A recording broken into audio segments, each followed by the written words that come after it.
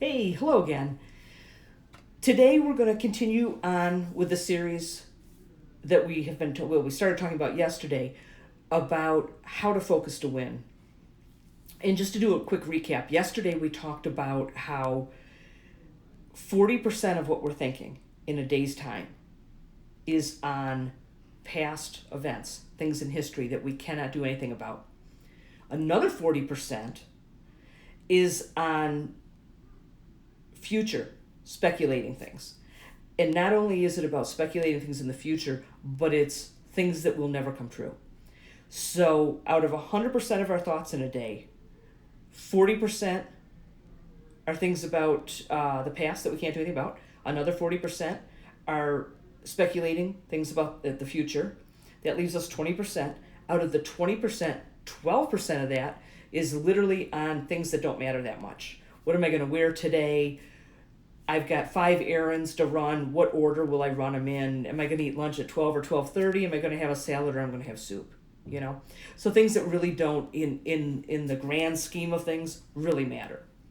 So again, look at that: 40% past thoughts, 40% future based, 12% on things that really aren't going to affect your life any. That leaves 8%, and on that 8%, that's where we have to get laser focused because that's the things that matter. Those are the thoughts that are going to get us to where we're trying to get you, whether it's in our businesses or personal life or whatever the case is. So, with that said, what I want to touch on just a little bit today, and I'm going to go much more in depth tomorrow with it, is that one of the things that happens to us is we get emotionally fogged out. We get emotionally fogged out. And I don't know if you've ever been there, but I grew up in Michigan. There was some fog in Michigan, not often, but there was. And then I moved to New England. And in New England, coming off if you've ever seen any pictures or anything of New England and Maine in particular, you would see this fog that would just roll in and take over.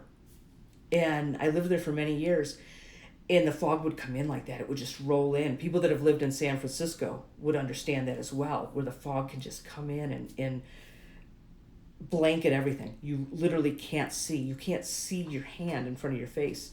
And at one point, I can remember driving, and I was going so slow, and the fog came in so quickly that I had to open up my car door, and I was looking, going so slow and watching the line on the road because there was no way to see what was in front of me.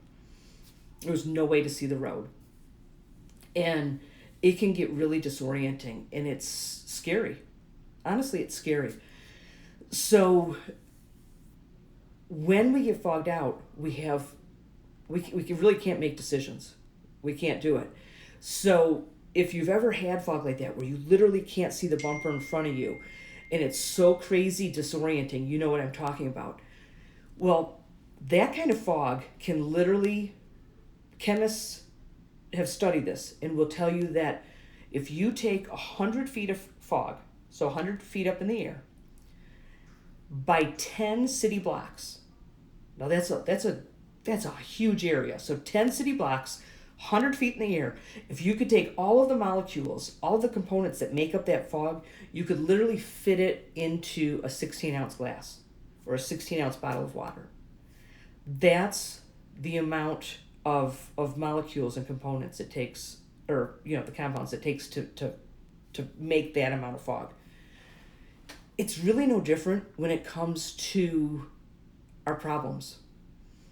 When you look at the whole big picture, sometimes our problems, I really think they could fit into a small glass like that, but they feel so overwhelming and they feel so big, and they take over, and we're worried about the past, and we're speculating about the future and future bills and future responsibilities, and it it takes over. And when we have that happen, now the little 8% of where we can focus gets washed out too. And again, like I said yesterday, if during that 8% you're not hitting home runs, then you're not going to be able to accomplish the things you're trying to accomplish. So if you've had these moments where you feel like you're in this fog and you're living in the past, or you're concerned about the future, or you're worried about how you're going to pay your bills or anything like that, try to keep that in perspective. The with all of life, all of those problems are not that much. And we're going to talk about tomorrow what to do when you're feeling fogged out like this, whether it's because of bills or health or your personal life or whatever it is, and how to maneuver through that fog and get out of it, to clear that fog from yourself. So we're going to talk about that tomorrow. A story I can remember from years ago was, and I can remember when I heard it, I thought, I can't even imagine that you can't tell. But I guess if you're a pilot, this might make sense to you. But for somebody that's not, it doesn't. But there was a pilot, he was flying a personal plane, and I guess the navigation or the GPS or whatever, I don't know what it's the technical term is, but it went out. So he was flying, and literally he crashed the plane, and the person died. And what they said was he was flying straight down and didn't know it. He was literally flying. Now, you would think you would feel that, but they said that when you're so disoriented from the fog like that you cannot tell if you're flying up or straight or down. You just can't tell because it's so disorienting. I know I keep using that word, but and he literally flew straight down and just never saw it coming and crashed to the ground. So that's how it can feel. That's definitely how it can feel. And like I said, tomorrow we're going to look at some ways to clear that fog and be able to concentrate and be able to hit the home runs that you need to hit, whether it's in your personal life, your financial life, your whatever the case is.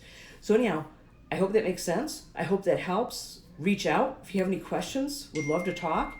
And in the meantime, watch for me tomorrow. Have a good day. Bye-bye.